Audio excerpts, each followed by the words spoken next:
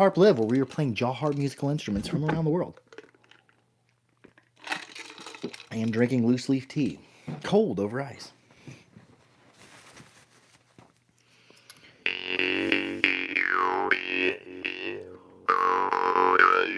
I've been doing a lot of muting like this, especially with these hummus style harps, reaching over to get my mute here because I like to hold it, at least the hummus, in like the grip where you can see it, like the acute do.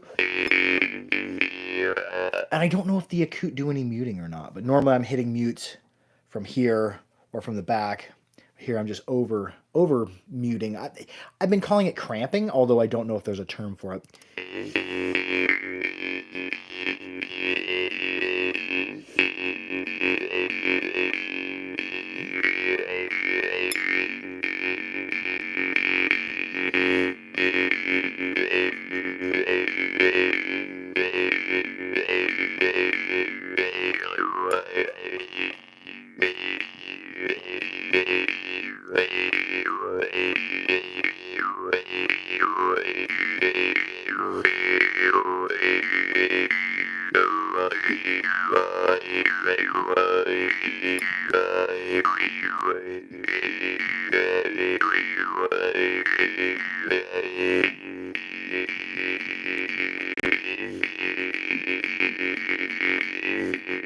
You can hear that mute when it comes in. It goes huge. I'm just actually pressing on the front of the frame, letting the reed vibrate to me, dampening its vibration.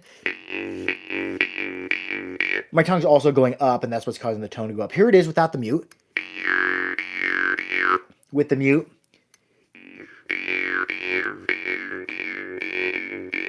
Can I be a mod, says Eli. A moderator? I don't know how to make a person a moderator or exactly what that means, but if ever I'm in looking for a moderator, you will be considered. Let's see. Let's check out a different one. Let's go on over to, we was playing a harp out of, see, that's Ovtrenko. That's out of Ukraine. Let's go on over to Rajasthan. Here's Gorkha.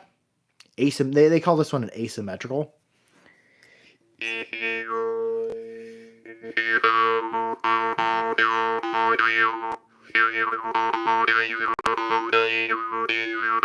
Wizard's Tree. Oh, cool name. Says you don't need one. Yeah, I probably don't need a moderator. There's not a whole lot of comments to moderate. I think most of the inappropriate comments actually get moderated out automatically.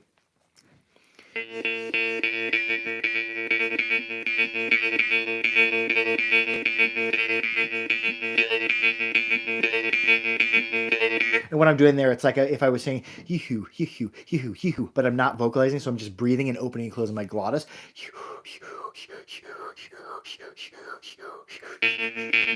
If I want the pitch to go up, my tongue goes up further in my mouth to take up more room. If I want it to drop, my tongue will start to drop down.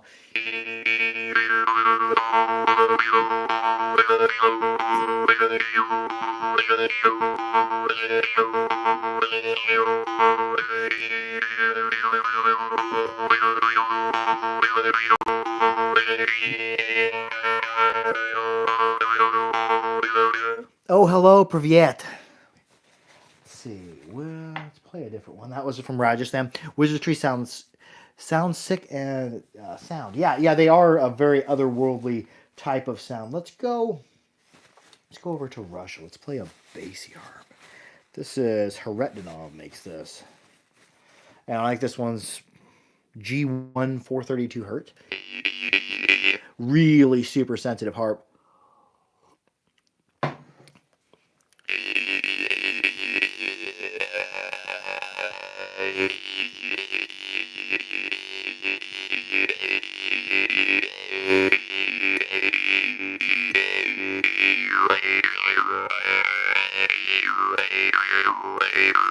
Wee hoo, wah, wee hoo, wah, wee hoo, wee hoo, wah, wee hoo, wah, wee hoo.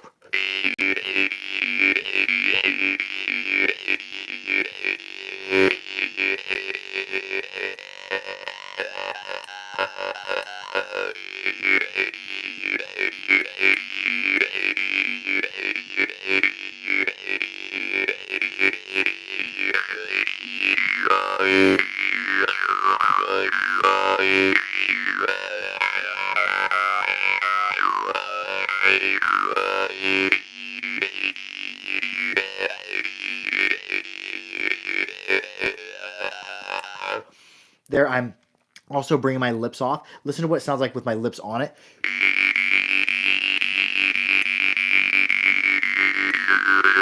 It's some open close, and then watch what happens when I do that on top of bringing my lips off of it.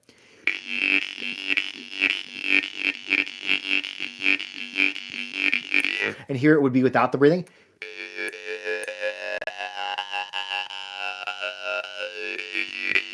And we just layer them all back together.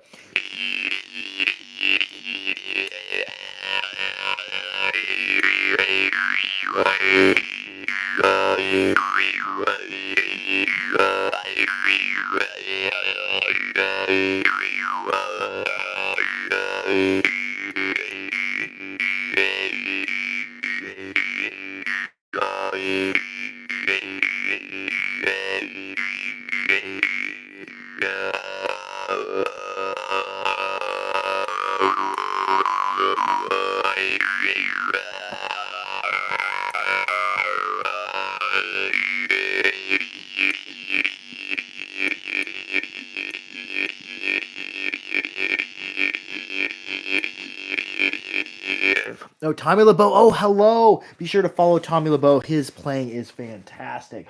Hello, Tommy LeBeau. What, how harps have you been into? What have you been up to?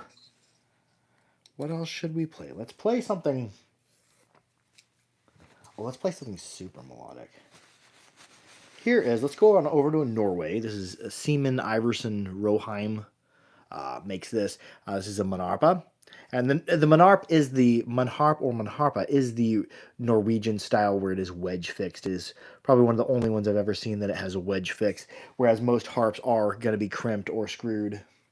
But this one is wedge fixed.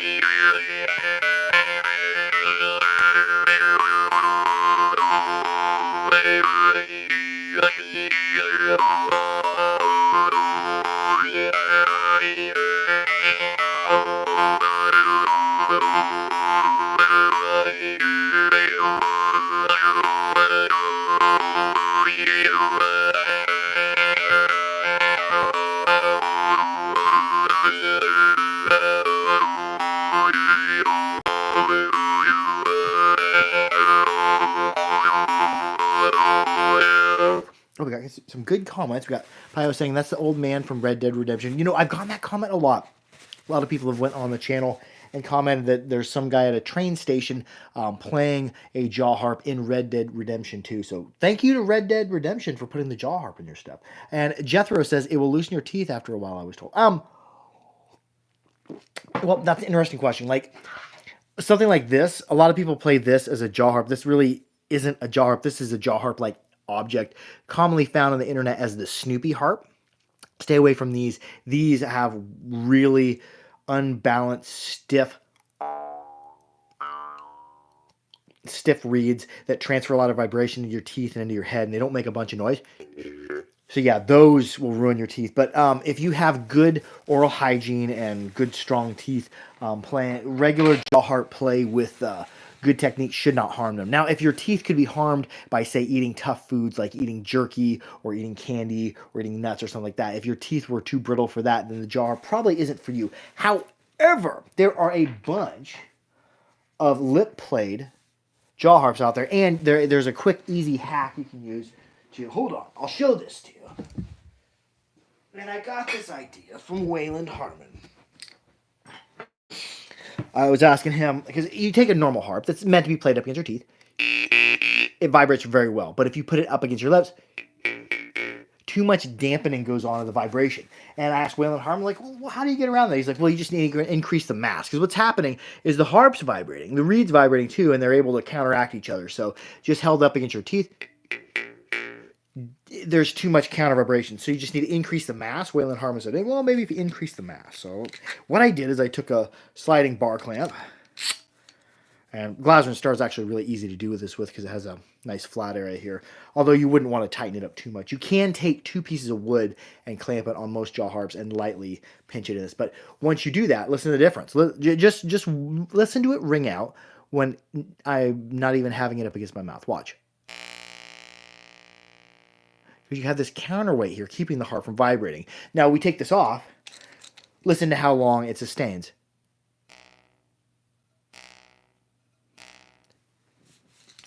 Counterweight. Or maybe would that just be stabilizing the mass? Now listen. It just goes. Listen to it up against the lips now.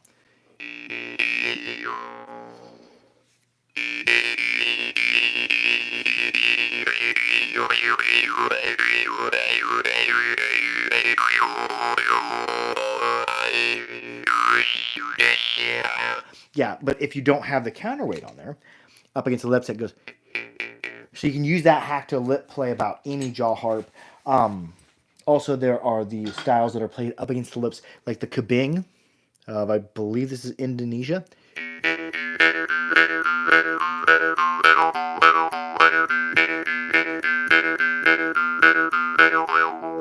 Time of the bows. Oh yeah, that's been going around for sure, Tommy.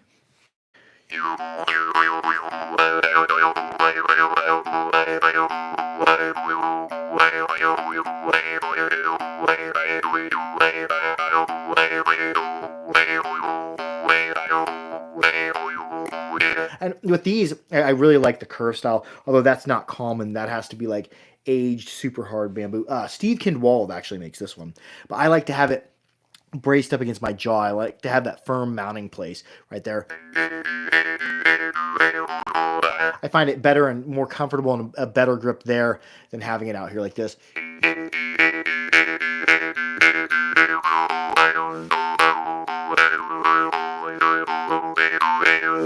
And then like the Susap, this is another one. This is from, we're going to go to Papua New Guinea. This is another recreation made by Steve Kinwald out of Japan, made this. But this is the Papua New Guinea Susap. And this is a string tapped. What I'm going to do is it has a string, and it has this cutout here. I do believe it was made with stone tools. It has this cutout here that forms this tongue.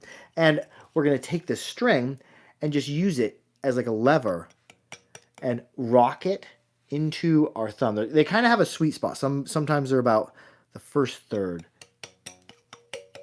See if we can find it.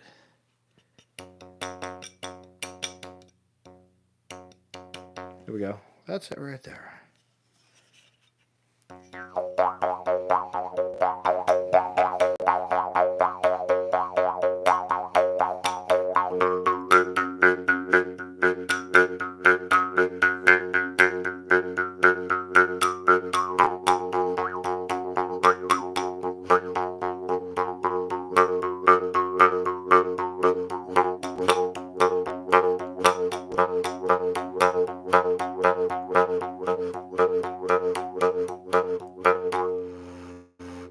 Oh, good luck at your new job for geology. Oh, that's got to be interesting. That's a job. Geology is probably a job that really rocks. Where else should we go? Let's go over to Hungary. Let's play the Hungarian drum. It's a new Siberia made by Zalogi. And I do believe the Zalogi are going up here real soon to theharper.com. Is there a meditation origin element to them like harmonic bowls? Very much so, and that's going to vary to the individual. But to answer that question, yes, meditation can be something that's involved in your jaw harp play. I do something called journeying when I play the jaw harp. But yeah, the jaw harp is a very meditative thing because not only are you intentionally breathing, you also have that vibration being introduced right into your head. The music really goes through you when you play one of these.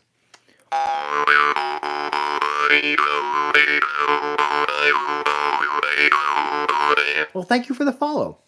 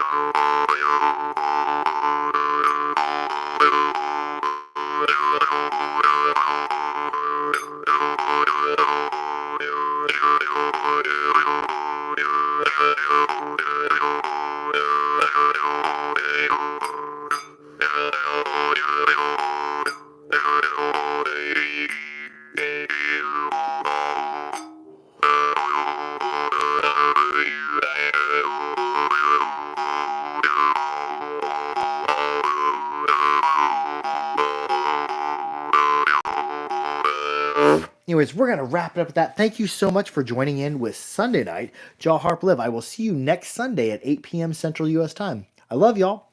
Harp out.